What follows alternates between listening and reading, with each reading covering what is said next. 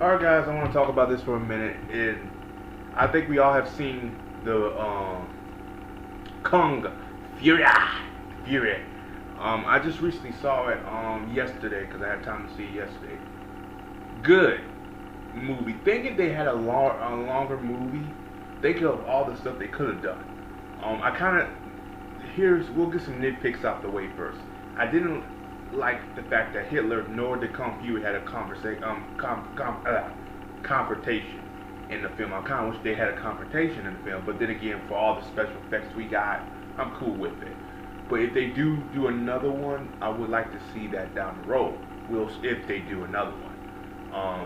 Right off the bat, this film was amazing. If you were born in the 80s, this is more up your alley. I was born in the 90s, so we still had that 80s a little bit going on for a couple years in the 90s because people were still going through the 80s. But it was a good film. I quietly enjoyed it. I thought it was fun. And for films like that, for me, if it's fun, I enjoyed it. Probably one of the best short films I've seen this year. This is right up. This is number one. That Power Rangers we got in February was number two, and Dragon Ball Z Light of Hope is number three. This is probably my favorite. I thought it was cool. I love the music, the soundtrack. The 80s have I say the 80s probably have the best soundtrack for any type of generation. 90s here and hit and miss. I hate the new music today, but love the 80s. Yeah, this was really good. The fight choreography in here, flawless, amazing. The story. Here's the thing: if you're looking for a story, you're not gonna get it. This is the type of short film. It's just turn off your brains, have fun with it, and there you go. But this is very gory. Like I said, it's up there. It knows its audience, and I'm happy that the guy who did it knows its audience. He could have made it like a cheesy 80s with no type of violence in it, which could still work. But he knows the internet audience love violence. We do. Everybody loves violence. Why do you think the Power Rangers fan film did freaking so well? Because it was violent and people loved it. Even Saban tried to take it down, but still, it was too late. Anywho, let's get back to this. I enjoyed this. This was really good. Kung Fury himself was a good character.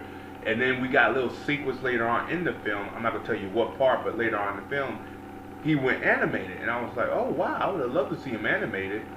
If they could, get the guy to voice the character again and have an animated series, that'd be totally awesome. Something different, per se. I don't know. They'll probably be able to use Hitler though. They'll have to make their own characters.